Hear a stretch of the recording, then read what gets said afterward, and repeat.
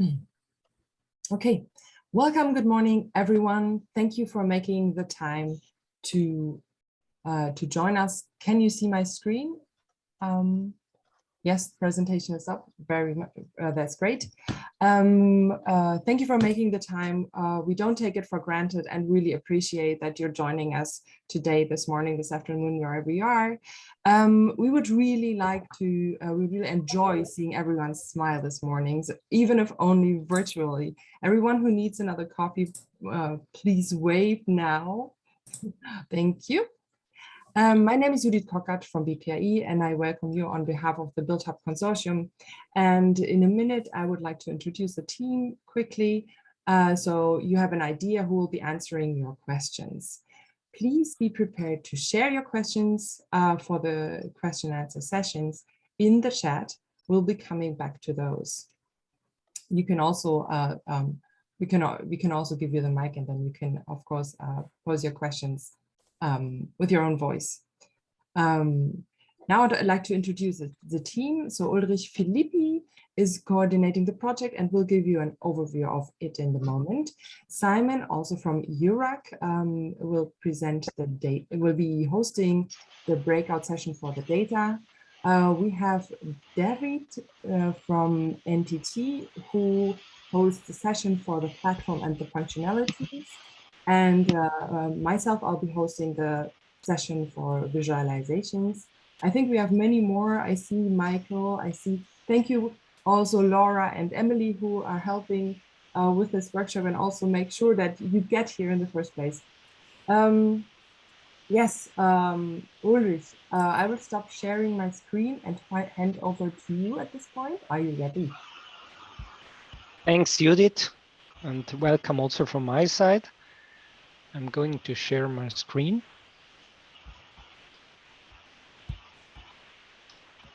So hopefully you can see my presentation now. I'm going to present you the BuiltHub project in very few slides so that you have an overview. So BuiltHub is a Horizon 2020 project. It's about building a sustainable and meaningful data flow about the European building stock and feeding this flow into the building stock observatory. In a nutshell, this project is a coordination and support action. It's a 4-year project, and we are now 1.5 years into the project. The main goals of the project are to develop a roadmap informing about the European building stock and how to ensure that data is continuously updated and fed into a platform.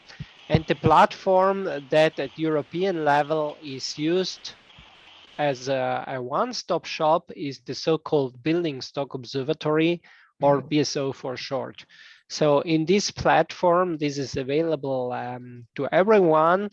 On this platform, you can find data about the European building stock, mainly data for at national level and for the past years.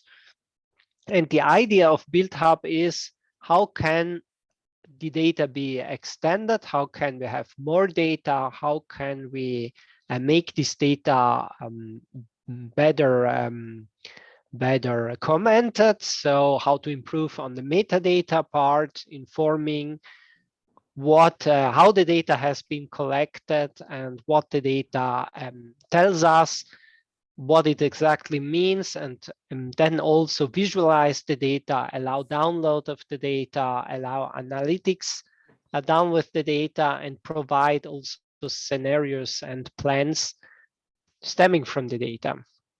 So the roadmap on how to do this and how to encourage data sharing and data collection in the European Union, how to streamline this process, that's definitely the main goal of BuiltHub. Then we have several other important goals, which are to build and engage a community to map the stakeholders in Europe dealing with building data, so that the discussion is ongoing, that the best practices can be collected and therefore promoted in the roadmap. We are also working on the standardization of data governance, the whole data value chain and services. So to test and demonstrate these standardized processes, we are also building a web-based platform. I will show a slide later, but you will have then in the breakout session of the platform a more in-depth view of what the platform can do and how it look like, and yeah, what are the next steps we will be taking. With this platform, we can basically test and demonstrate the services and collect feedback from all of you, so from the stakeholder community. We then also do coordinated action among associated projects, as we are a coordination and support action. As you can see, we already built a quite nice community. So we have different organization types on board. We are seeking to enlarge this community until the end of the project. So throughout the project, we have a wide distribution geographically. So all the European member states are quite well represented. There is a good distribution. We also have some non-European countries and EU associate countries on board to get an even broader view. And as you can see, the organization types go from consultancy, industry, public administration, energy agencies, policymakers, designers, to academia as well. Of course, academia has a big share in this cake, since many people in academia work on this topic right now. From the survey results we already did, and we're going to do more surveys, of course, it becomes very clear that access to data is of highest importance to all we asked. And there is also a need for comparable data. So cross-sectoral data and access to intelligence about the data is very highly requested. It is also, I mean, it starts from the basic data collection. So where can I put the data? How should I collect the data? And then goes through the analysis of the data and processing. How can I exchange or promote my data? How can I make my data available, but controlling how it is used and when it is used? How do I build a business model out of this? So what can I get back from the effort that I invested? How can this pay off? How can I do a cross-sectoral analysis? How can I do quality checks? How can I visualize the data in the best way, validate my data set or compare against other data sets? But the main point is a privileged access to such a community. So it's very appreciated, well appreciated, to have the access to others with potentially interesting data sets for your business. So to also have a hands-on experience and to be able to test the ideas that we are in the end then also promoting through the roadmap and the guidelines we're going to give. We have a BuiltHub web-based platform we set up, and this is a screenshot of the platform as it looks right now. But there will be much more today in the breakout session about this. And then we also have collected links to several data sets and mapped out data sources. So we have investigated who has the data, how does the data look like, what does it contain, etc. And this will also be discussed in a breakout session today. So here you can see some of the data sets. They are, of course, building stock related, but there are also data sets about socioeconomic data and climatic data. We also do this is not shown here on the slide, but we also do now a study on all kinds of visualizations of data and how to transform the data in the best way to give insights. So for example, through statistical indicators and benchmarks, and this will also be then discussed more in depth. Also recollecting, of course, your feedback in the visualization breakout session. Here on this slide, I show that we do a lot of networking and outreach. We do constantly interviews with experts, one-to-one calls with whoever is interested and comes to us, or we get in contact by other means. We have webinars, the workshops, this is one of them, stakeholder dialogues, etc. And we work together with well, all the associations, initiatives, institutions or companies you can see on this screen, and many more. So the list is constantly growing. Here I wanted to show briefly a bird view of the roadmap as it is now. This is a draft. We will work on this, of course, in the next years.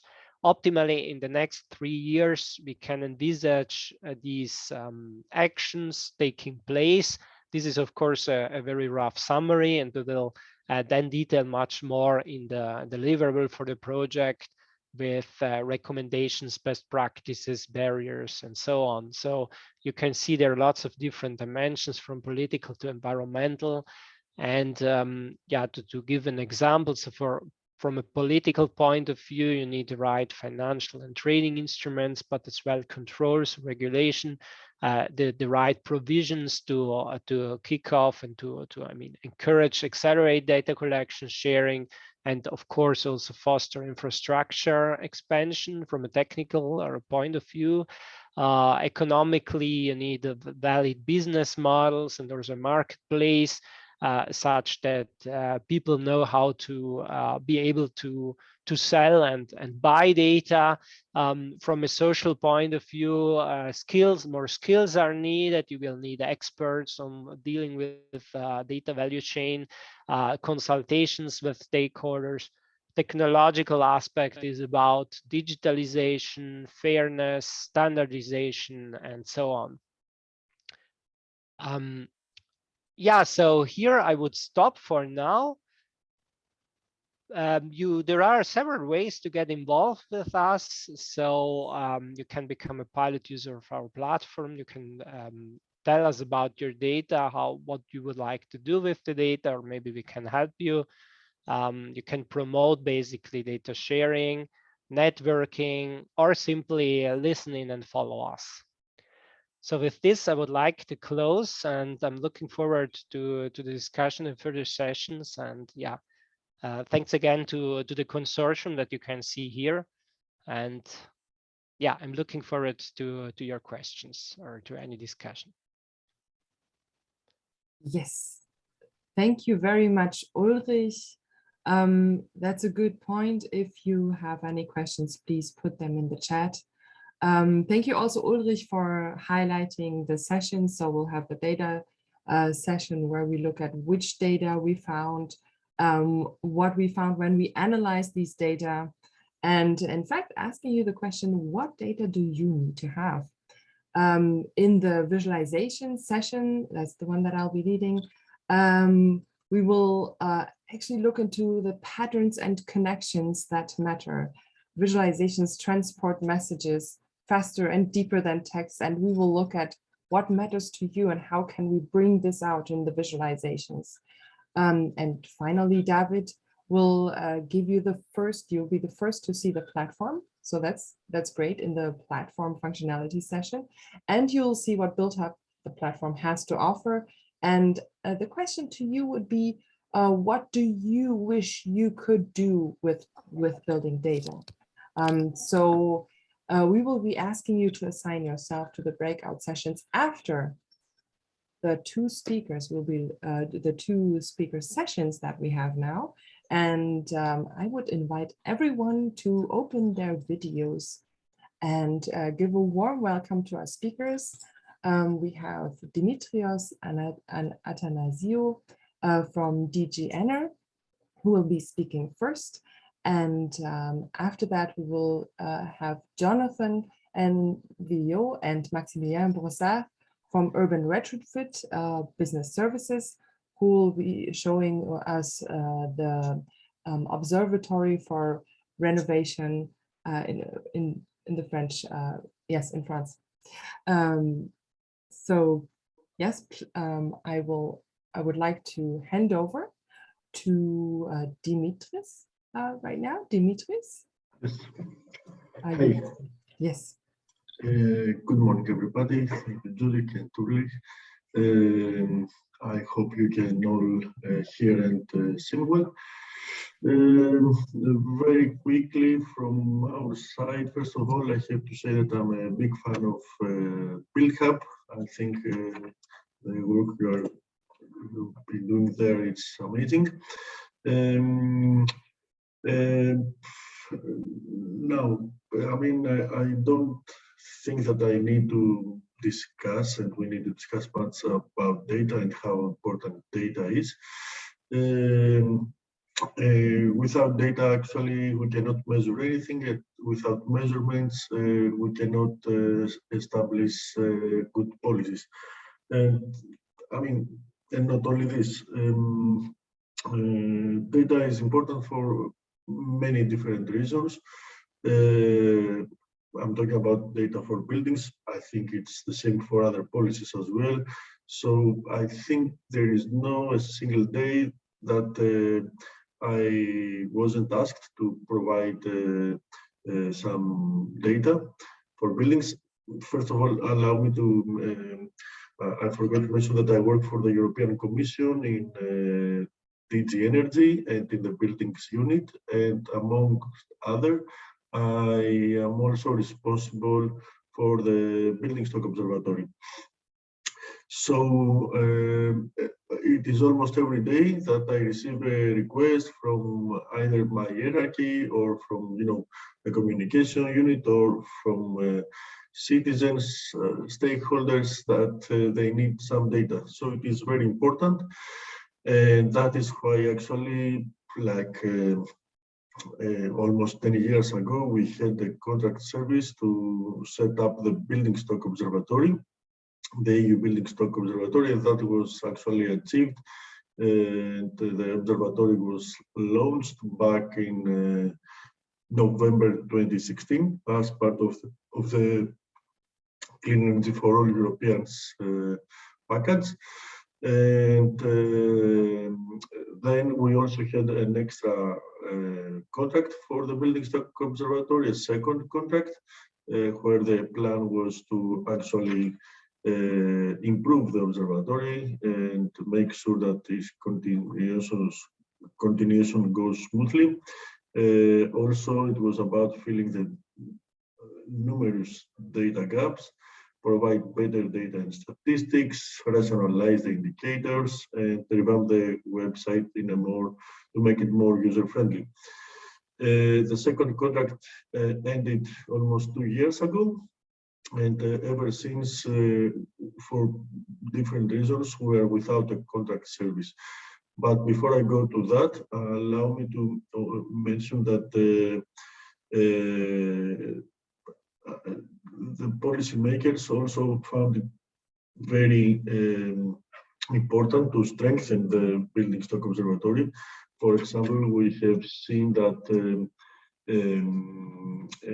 both in the renovation wave, there was specific reference there to the EU Building Stock Observatory, namely that, as part of our actions to support the renovation wave, the Commission would further, sorry about that, mobile, would further explore how the observatory could become the European central hub for the building stock. So with the revision of the EPPD, which was the proposal to revise the EPPD, which was announced mid-December last year, we have now an opportunity to further support buildings through the directive. And actually, the idea, allow me very briefly to mention, in case you are not aware, about the revision of the EPBD. So the idea was to contribute to reducing buildings' greenhouse gas emissions and final energy consumption, and of course provide a better long-term vision for buildings beyond 2020, going for 2030, and so on. So the idea is to improve to push for more renovations for existing buildings, contribute to greenhouse gas emissions and final energy consumption, but also to provide a new vision. And in general, I would say that we can find the provisions of our proposal building in 4 different blocks. One could refer to existing buildings and renovations, and there we can see, for example, provisions related to the mandatory minimum energy performance standards. We're talking about a full review of the energy performance certificates frameworks, with also including a relabeling scheme, and we're mostly talking about improving the framework for the long-term renovation strategies towards something more transparent and towards implementation. So now we're asking member states to have national building renovation plans. Then there are also provisions related to the decarbonization, and here we can talk about the introduction of zero emission buildings. So this is a new standard, let's say, for replacing nearly zero energy buildings. We also consider whole life cycle carbon, phasing out incentives for fossil fuels, and new legal basis for national bans of fossil fuels. Then there are also a lot of many provisions about financing. We have the deep renovation standard. We can speak about the renovation passports for buildings.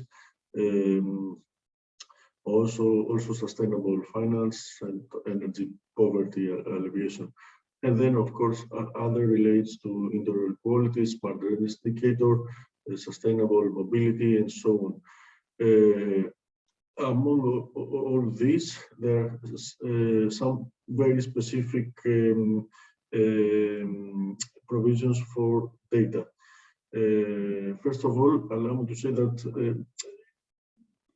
our approach towards data is different, at least from my experience, as it used to be compared to like 5 years ago. Now we see that every time we think of a policy, either within the EPBD or outside the EPBD, we always have data in mind. We want that, we always keep that, okay, let's see if data are to be somehow populated or developed through these policies, then we have to make sure how the data is coming and how maybe potentially this could work for the observatory. For example, all these provisions already include many data-related provisions. For example, we have now a separate template to support the new building renovation plans, replacing the long-term strategies. So we have a full template for data there for many different topics. And we think that this data will significantly improve, our knowledge on a more harmonized way about the building stock, and then we can also use this data for the observatory. But the most important provision, I would say, is in Article 19 of the EPBD about data. And here we can see that we ask member states at least once per year to share some data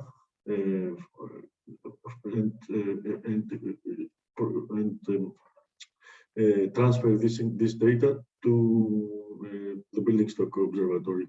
And then the Commission should by June 2024 prepare an implementing act with a common template on how to transfer this data to the building stock observatory.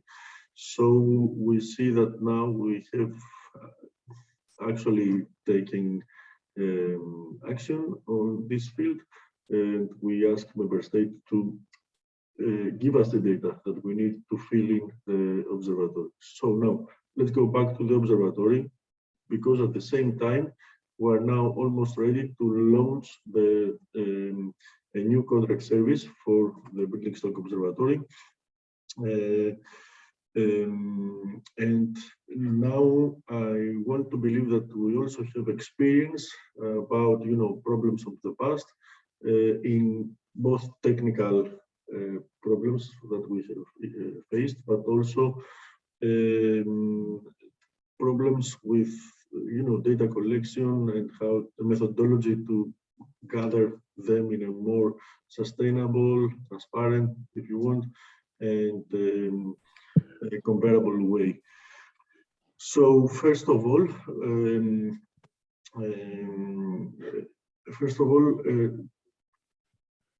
because we have faced many technical issues with the building stock observatory in the past,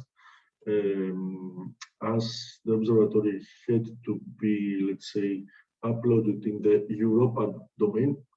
There is no need to go into these details now. There are technical issues. Now we decided that the building stock observatory will be, the platform, the technical part, the web platform, the development of the web platform and all this will be responsibility of DigiDigit. DigiDigit has great experience in doing so with other similar projects from the European Commission, and of course Digit can of course provide for all that everything will be compliant with the European Commission rules, and it will make sure that the solutions are there and that they will use the tools that they think should better suit the observatory. So this is something very important for the next phase, but also going back now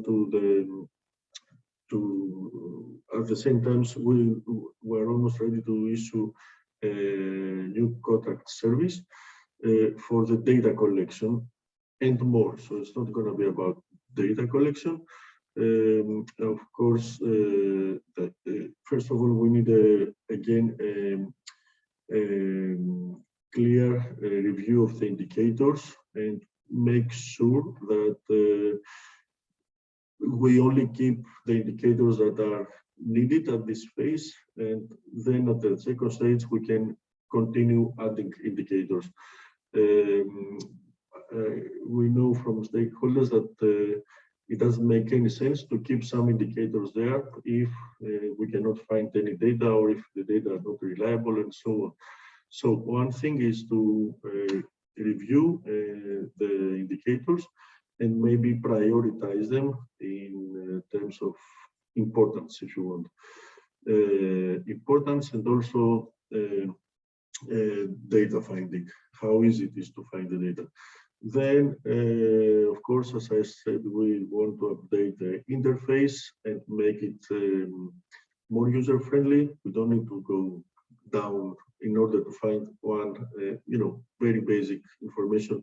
We have to go down to like 5-6 steps and clicks, and then the information is somehow lost. It's also about, of course, quality assurance. We want to make sure now that we have experience that we use the correct data providers, that we create the right network with stakeholders, with data providers, with member states, with Eurostat, with concerted action, with Horizon Europe and Horizon 2020 projects.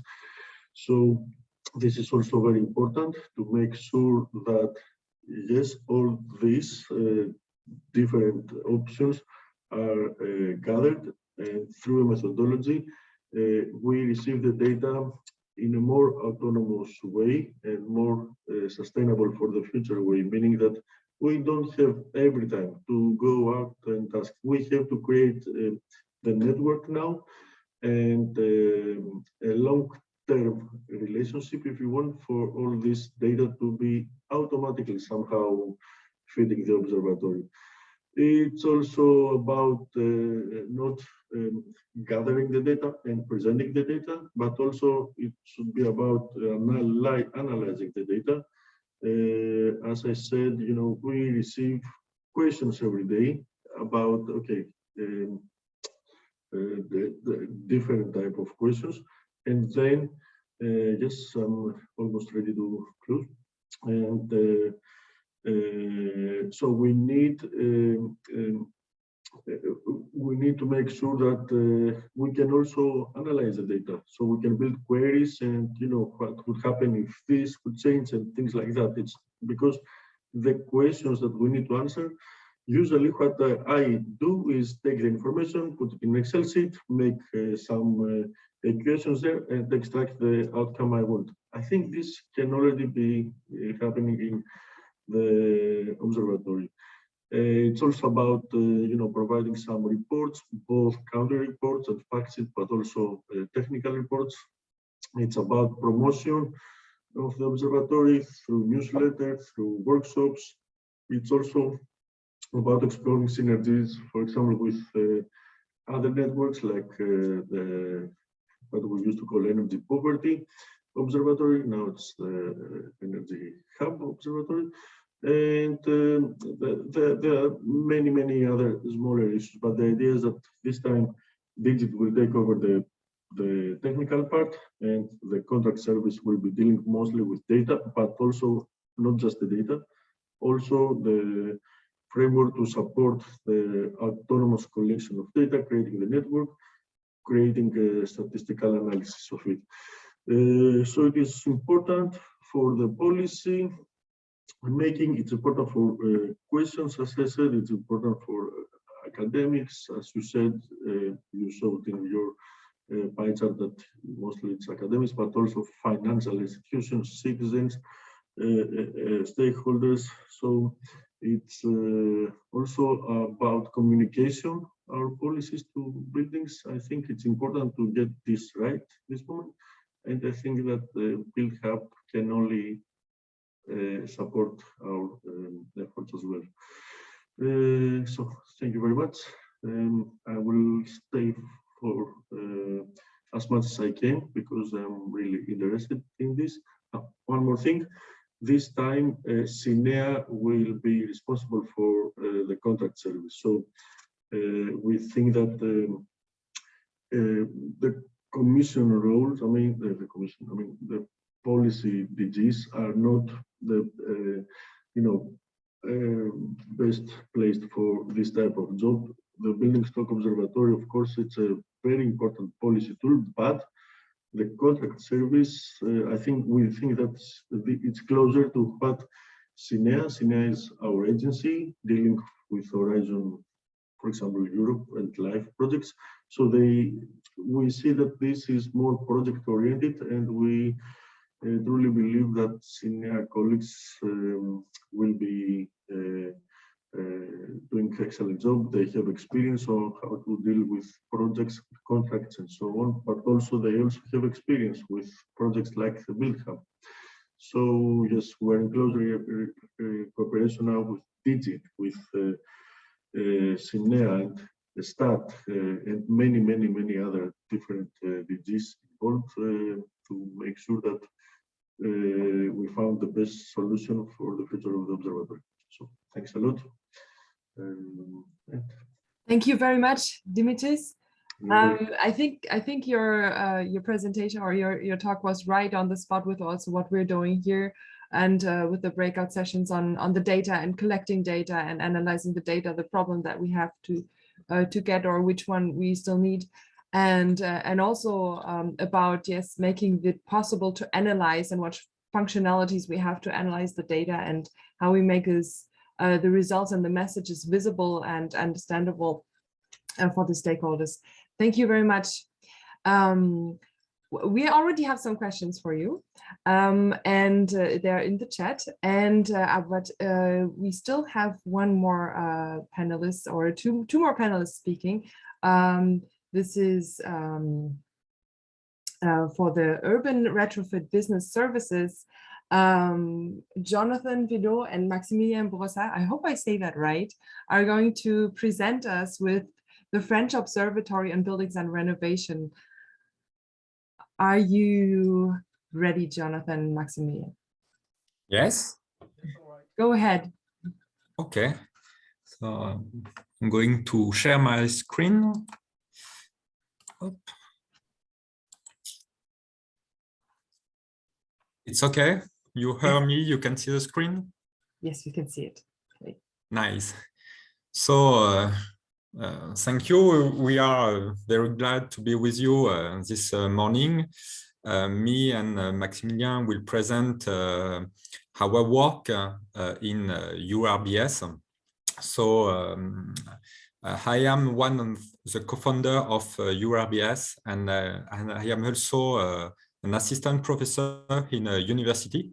So we are gonna to present HiMop, which is a project launched in 2015.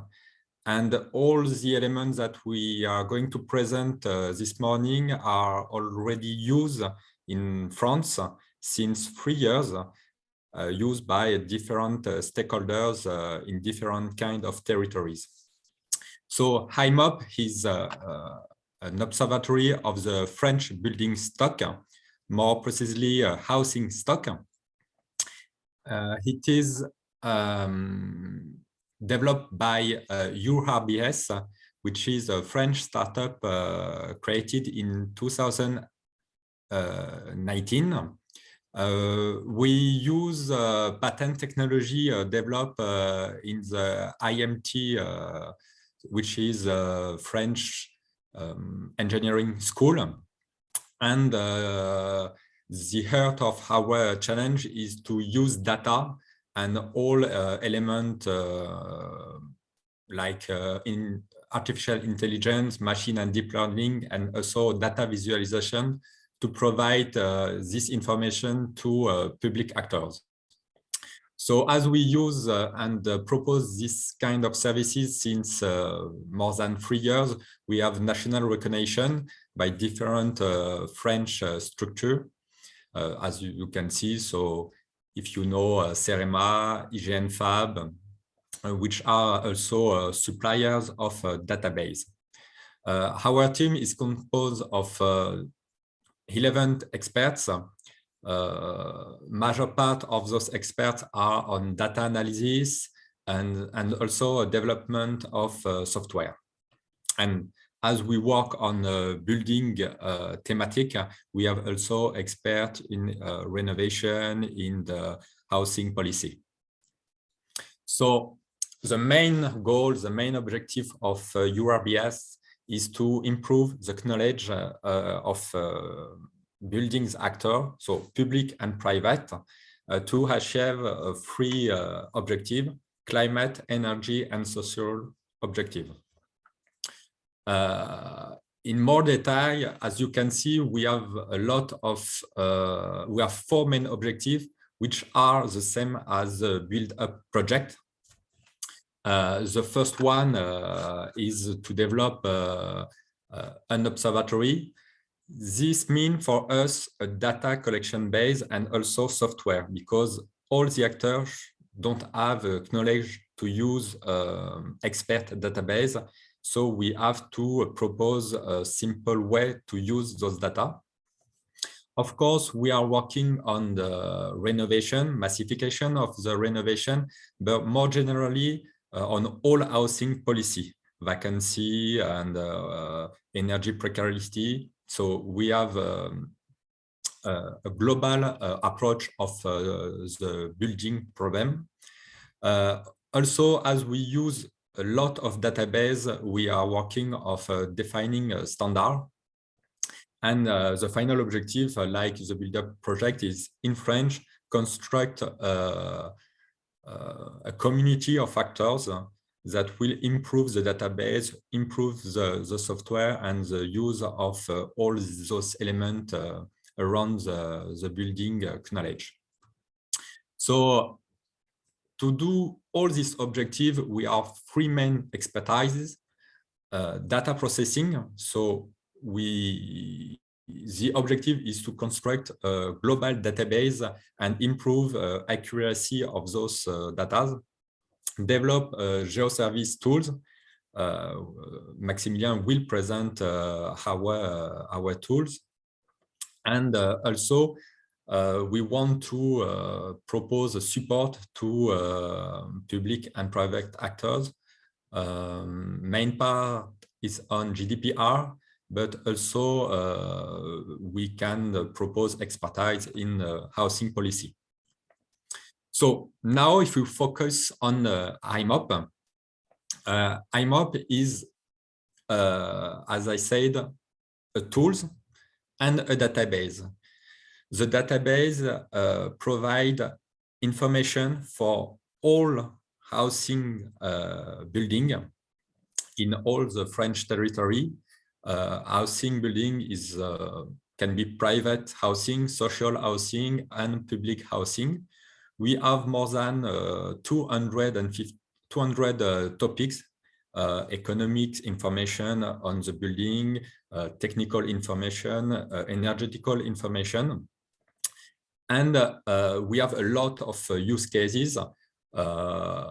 Today, we develop this for territory to observe for example, condominium, to support housing policy in terms of fight against fuel poverty, vacancy, unfit housing. Also provide support for climate plans. So a lot of use cases. The first objective initially launched in 2015 was to identify all the database at the national scale and after at the local scale. So we have today all the data provided by different suppliers for all housing in the national scale. And after we can add local data. And also, as we use a software, we can also put data directly from the field, from an actor that have information on a building in the database. So we have, for example, in terms of data, we have administrative and economic information on all condominium. We have also data from the state, which can provide information on the age of the building, a number of owners, age of owners, also vacancy, is the composition of walls of roof. We have the EPC for more than 5 million housing. So we compose all these databases that are also improved by some techniques. And for example, the EPC, we use machine learning to provide information for all buildings. So we learn with 5 million and we provide information for the other 15 millions of dwelling and addresses. And all those data are put after in a data visualization tool. So now Maximilien will show you this observatory and how we can use all this data collection, and also how stakeholders in France can use this kind of data to optimize their housing policy. Maximilien, it's for you now. Hello, everyone. I'm Maximilien Bossa, co-founder and CEO of URBS. And you must now see my screen, if it's okay. I'm sorry, Maximilien, we cannot hear you.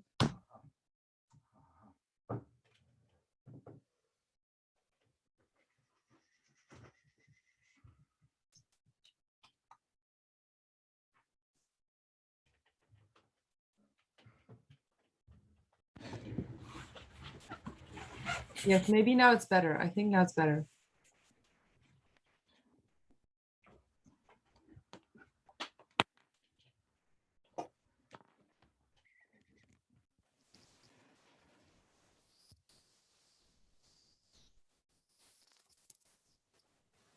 Hello?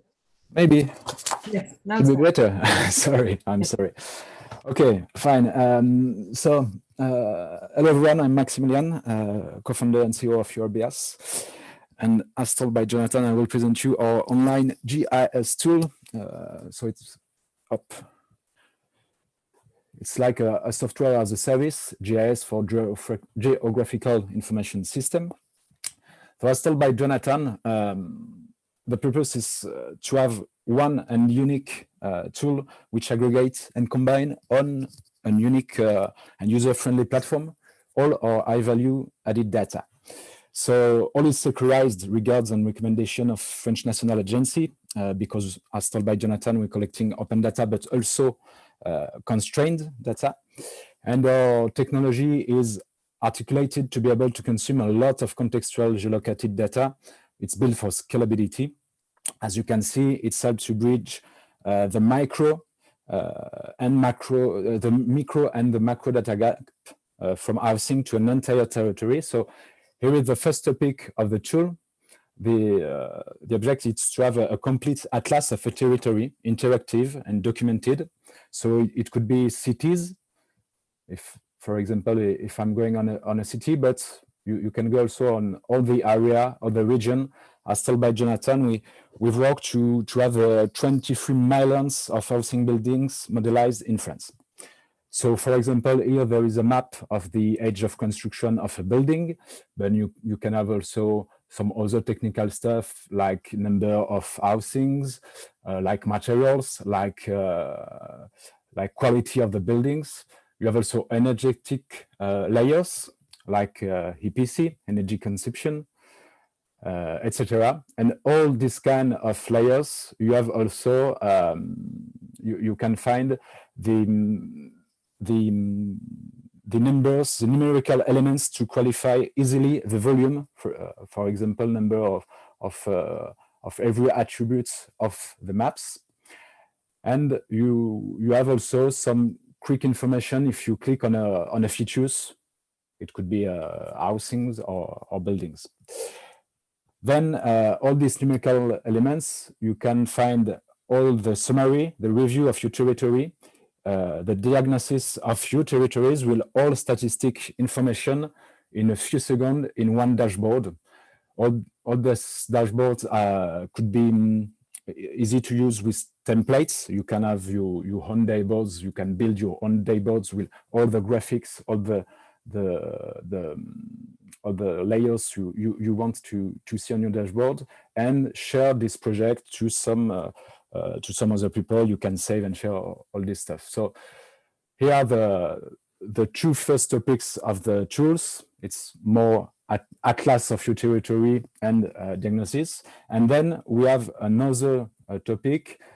The purpose is to easily identify, locate features in a few seconds according to different criteria. So you will find all the data we have on our database, and you can, for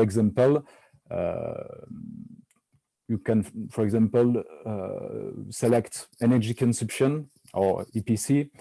I want to have also all buildings, and for example, you also have selling prices of the buildings. And in a few seconds, on a territory with more than 1 million of houses, you can see where are the features selected who answer to your selection. And with the geographical system, with the map, you can easily find where are geolocated these postal address or buildings or things. You have also resume and summary of your selection. And so you can easily replay scenarios as many times you need and without any help. Then the other important topic of this tool is to being able to read and manipulate every information at the scale of the building. So you can geocode, geolocate it if you know the postal address of the buildings. You can also click on the map. For example, if you want to see a building which is answer for your selection. So I made a selection. Here is one building answering my selection, or you just can click on the map if, for example, you have you want to select one of the topic of one layer. You have some other stuff like Google Map, Street View, 3D to have more realistic information on the building. And then we have a dashboard with all the features of every information at the scale of the building, and also housing, if there is several housing in the buildings, as told by Jonathan, geographical information, technical, some social information, economical, administrative information. And every features are qualified with what we call metadata. So you have the sources, the quality, and the dates for each object. For example, here you have the EPC, energy consumption, and we can see there is a high quality, high reliability for this information. And as told by Jonathan, if I am an actor, a user which work on the field, I can also contribute and consolidating, editing the knowledge. For example, we know there is a renovation on this building. We will have a better higher EPC. So that is the, sorry, and there is also more expert features. For example, you can have also what we call data table. Here you have all the data table you can also manipulate. It's easy to making it accessible, interoperable, reusable, because people can also export data in complex format, for example, to reuse with API, to put in other database, or just in easy to use format, just to have the information on the laptop. And as told before, we provide every features to making it easy to understand. You have also every layers, every object which is documented, for example, with reliability. Also with some documents who explain you how to use, how to understand each information. And of course, it's we have a high focus on this quality and reliability to accompany people to understand the data, to give a meaning of each data we have on the services. So in conclusion, and as told by Jonathan before, this geographic tool is today used by many structures to daily support actors or territories who are working on local or national program, urban planning, renovation, social action, with this idea to have the micro and the macro scale connected. For example, here the territory I present you is more than 1 million of housings. That's all. I think it's it's better now to ask you if you have some question about this project, this works. Thank you for your time. We speak a lot, so sorry. Yes, thanks everyone. As I said, I think that was very interesting, and I wanted you to be able to see that. So I want to have maybe address one question per panelist, and maybe you can answer that question in due time, like But yes, maybe a minute. Yes, there was a question for Dimitris in the chat about the data collection problems that you mentioned. Which kind of problems did do occur? Yes, thank you. I mean, the observatory includes more than 250 indicators, and the populated data set should be something like 10,000 data sets. Anyway, what I'm trying to say is that we have something like 80% of a data gap, which means that we had an issue collecting and finding the data. And while for some indicators, the information was more easy to be acquired, we see that for some specific indicators or some specific sectors, this is not so easy. This is also the same. We have observed a similar trend in the long-term innovation strategies. For example, we have more data for residential buildings than we do for non-residential sector. For example, we don't have much information on hotels or sports center, and so on. So usually the approach toward the approach towards the data collection is okay. Let's try to see what horizontally how and where we can find the data, but we do not necessarily target the sports center, the hotel sector, the different sectors, for example. We do not necessarily always approach associations for envelope that they might have a lot of data for the U values, for example, of specific products. So it is not easy, even if the data is out there. It is not always easy to find them, to acquire them, and to make sure that these data are presented in a comparable way for all member states. So it's not easy at all. Even when we have the data, we really have to analyze them further to make them transparent and reliable and comparable. So that we faced many problems with the data collection, and many more. I can talk for hours, but we can. We can take this later, or we can discuss bilaterally. Yes, we want to move into the discussions. There was one more question for Ulrich. How does the BuiltHub position itself to the BSO? Maybe you can shed a word on that. Yeah, that's a question we try to clarify, of course, within the project.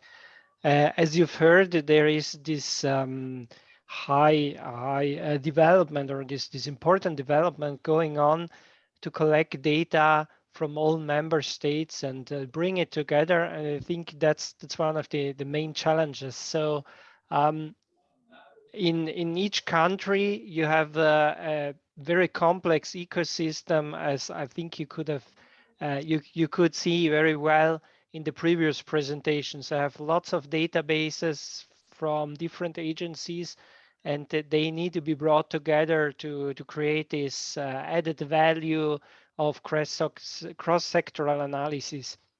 So each country does this differently and has different actors involved, and bringing this all together, I think that's one of the challenges. And what BuiltHub wants to do is, as you've seen, there will be a service contract for the European Building Stock Observatory. BuiltHub would like to basically support this process. So our idea is we are testing approaches on our platform. We are connecting with stakeholders, and so we do this to to, in the end, give guidelines to understand the barriers and give guidelines and recommendations on how to overcome them. So we collect best practices. We would like to point out what we think is working well, what should be improved. And so with this, we strongly believe that we can support this process taking place at European level. Thank you very much. With this, I would like to start the discussions and connect the stakeholders in the breakout sessions. So Laura or Emily, could you tell the participants how to choose their breakout group? Ah, yes, I can see there is a button on the bottom. There is a breakout rooms, and you can choose your breakout rooms. You can choose between data and how we collect them, how we analyze them, visualizations, how we bring the message, the value of the data out, and the platform functionalities. What you can do with the building data. Please join the breakout groups now. We are already a little bit delayed, but like 15 minutes. So I think the breakout groups have until 11:50. Is that yes, until 11:50, and then we will have a 5-minute break instead of a 10-minute break, and then we'll discuss the findings and wrap up. Thank you very much.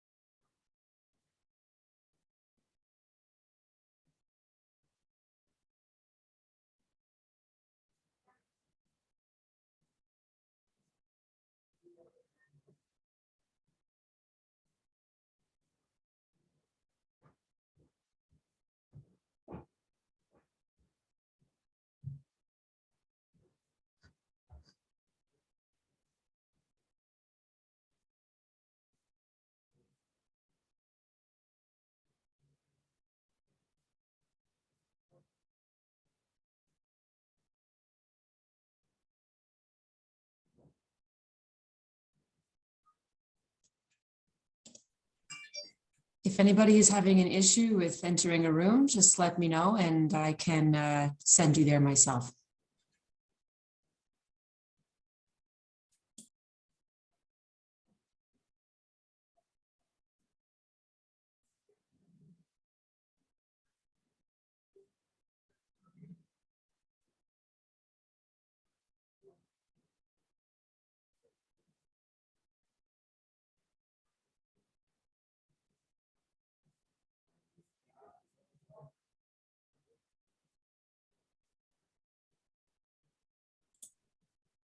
We've still got many people here in the central room. So I would like to invite you at this time to choose one of the 3 breakout rooms. We've got one focusing on data, one of them focusing on visualizations, and the third focusing on platform functionalities. So I invite you to send yourself into one of those 3 rooms.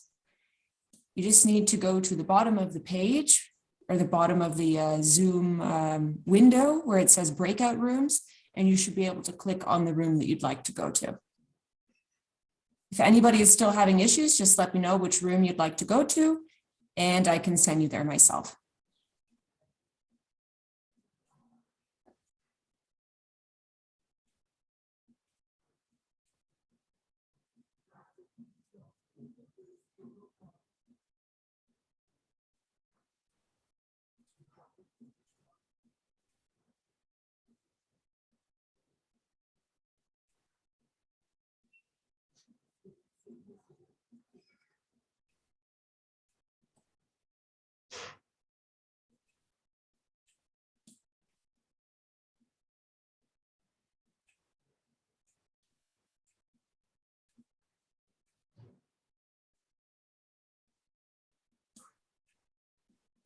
So those of you left here, we have Shady, Emma, Emily, Francisco, Martin, Gust, If any of you are having issues connecting with the rooms, just let me know and I can send you there.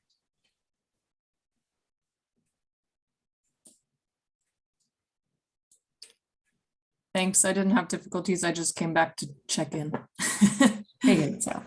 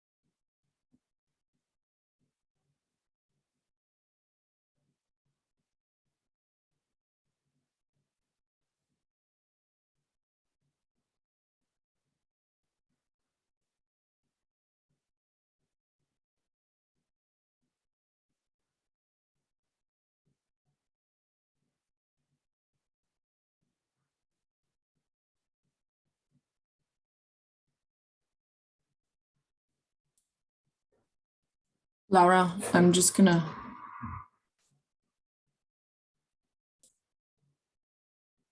Yes, sorry, you muted yourself. I didn't catch you. What did you say? I would actually suggest, can you pause the recording?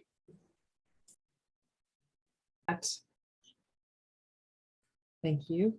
I think that in the data group, they finished a little late and then were sent on a 5-minute break. So I'm not sure if everybody is back yet. We're waiting for a little sign from Simon there. Simon is here. Great. So thank you very much for. I hope everybody got back to the main room here now, and we will now look at the results on the findings of the breakout session rooms. I hear that there were some really interesting discussions going on. So Simon, do you want to share your screen, or do you have anything prepared to share with us from your session.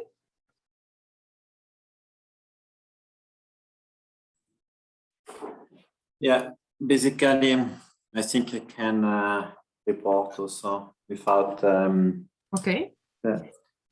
Basically, yeah, we were about 10 to 20 participants. The main discussions were mainly about EPCs. So the colleagues said this is one of the most interesting topics they would like to know about. And we also had within, let's say, the data collection of BuiltHub work on EPCs, where we saw a few issues. I remember, for example, an EPC mapping data set for the region of Lombardy in Italy, where you could see geolocalized the EPCs, but you could not then download this data set, and other issues related to that. So the usability of this data set was a little bit questionable. And then we spoke about data reliability. We said that a number of scientific sources lack of transparency on how the data has been generated. And that's, of course, a main issue, because if you're not sure where this data come from and they have been calculated, then the question is if to use this data or not. And then we spoke about the quality control procedures, which has been said that there are quality control procedures which are scientifically defined, but basically, yeah, one of the main problems here is that also those might not even lead to some clear findings.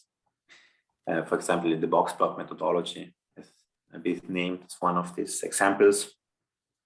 And then we spoke about this data estimation methodologies. So among them, we mentioned basically,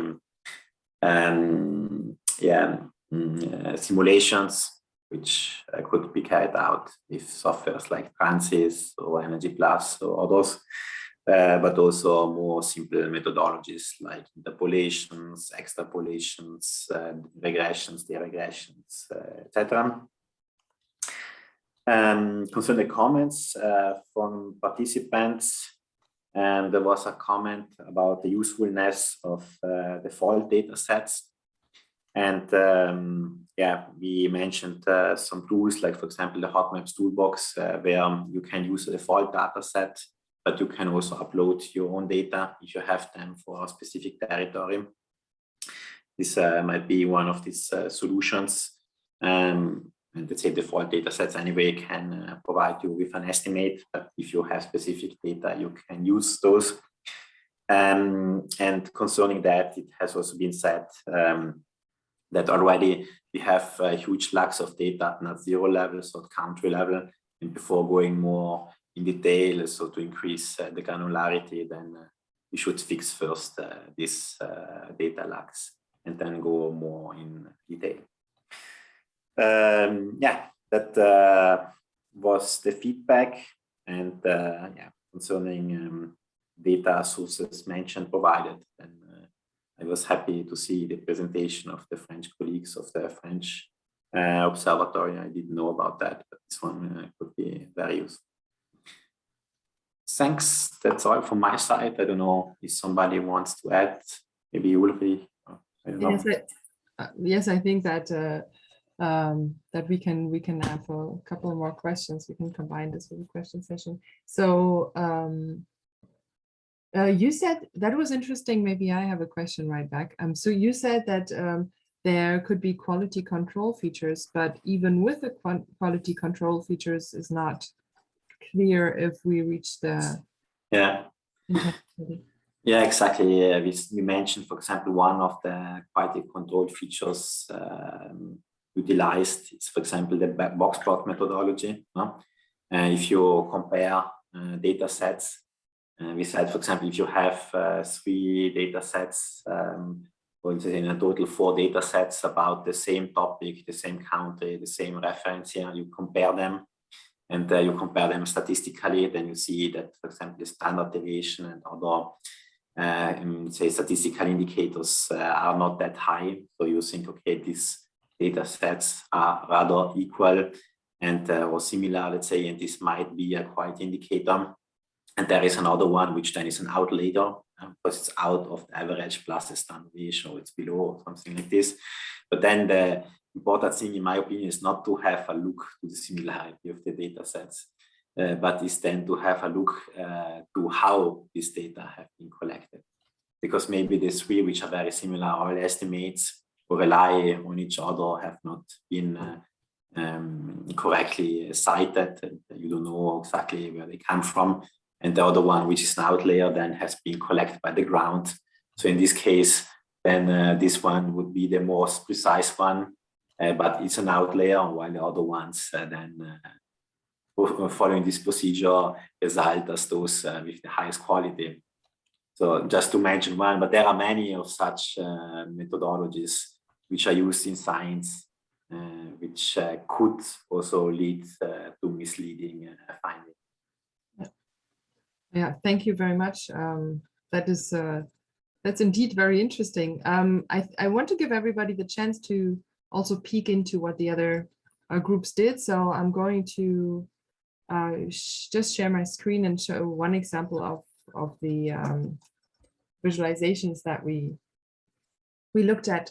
So we looked at many different ways of how to improve visualizations and really get information out of the data. And one of them is, as you mentioned, also this statistic analysis. So here we have the average and the median, for example. And what we also did is we grouped the countries here into climate clusters. So this is the final energy consumption per floor area from the Hot Maps project. And it's actually quite interesting to see the distribution in the different in the clusters. And of course, we know that in Italy here, for example, is a very country that straps along different climate regions. So this clustering may not comprise all the information that we actually need to make this comparison, which we would discuss. And this discussion, for example, we will have in a messaging box on the side of the graph. So this is something that we would like to also provide to the stakeholders, to the users of the platform, apart from offering statistical methods, sorting methods, filtering methods, and as you can see here, the grouping according to climate, or for example, cultural regions, or emission-based clustering. And yes, here we would formulate out some of the messages that can be read directly from the graph. And we're simply asking, is this helpful?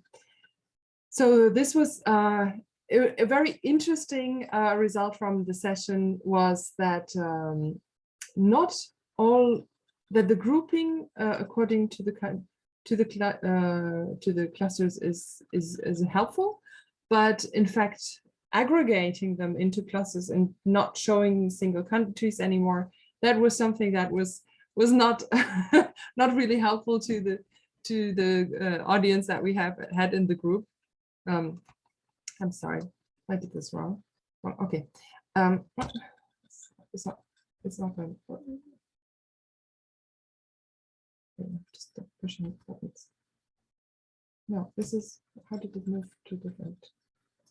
I'm sorry, technical issues here.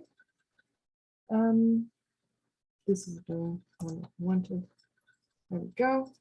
Yes. In any case, yes. In any case, this.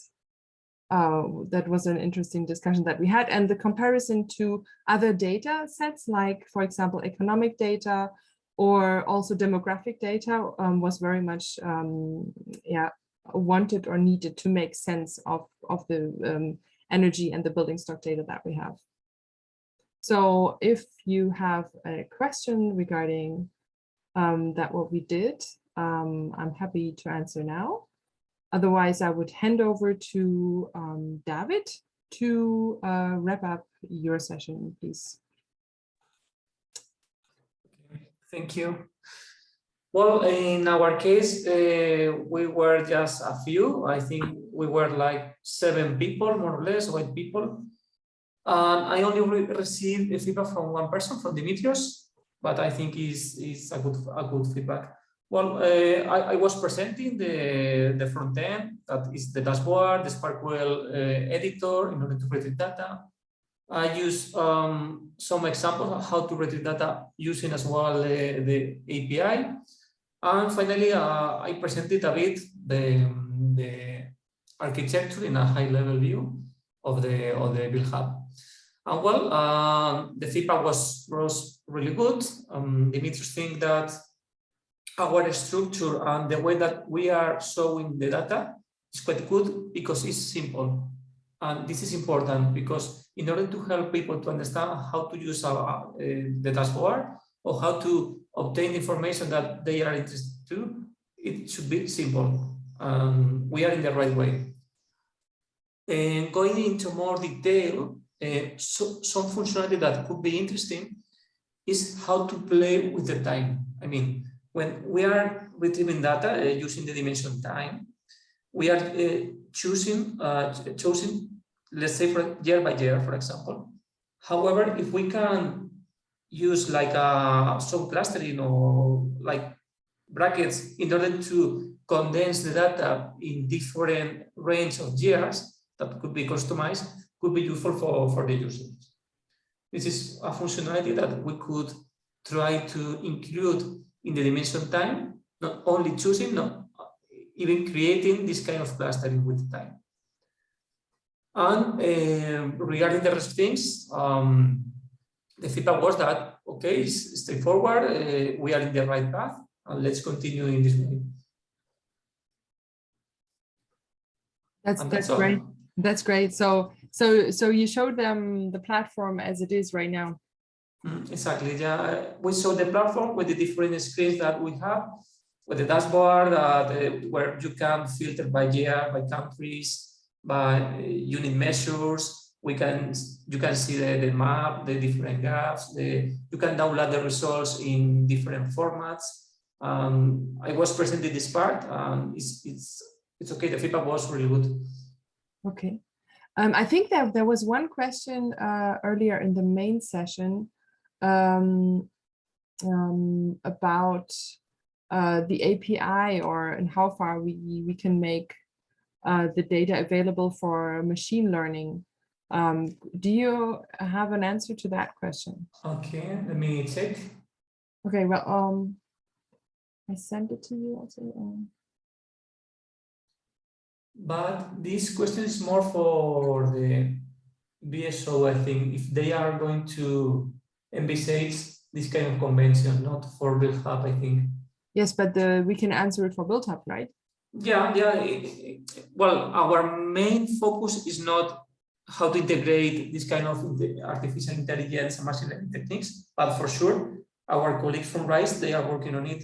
So for sure, for different objectives, for example, to fill gaps, we are going to use machine learning, or we are going to use the use case. It could be a lot, but we are going to integrate these functionalities using machine learning in order to improve our quality in terms of data, or even to obtain some insights working with the data. But I think for this specific point, from our perspective, we can say yes, we are going to integrate these kind of methods.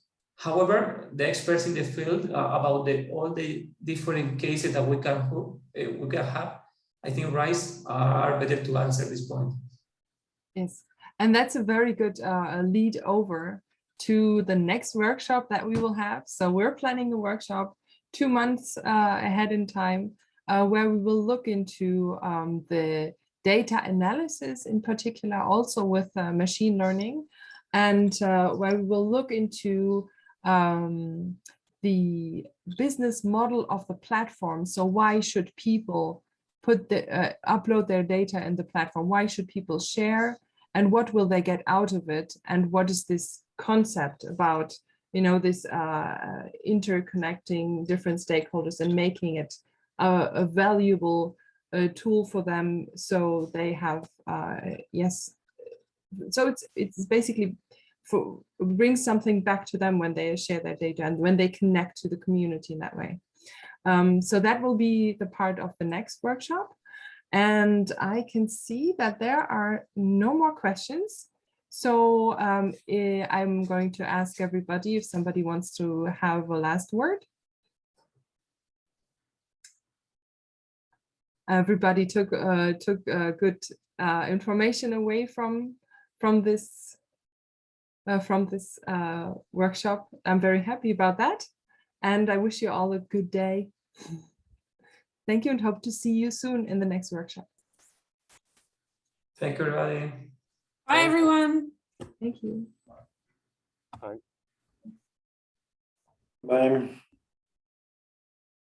Thank you. Bye. Thank you.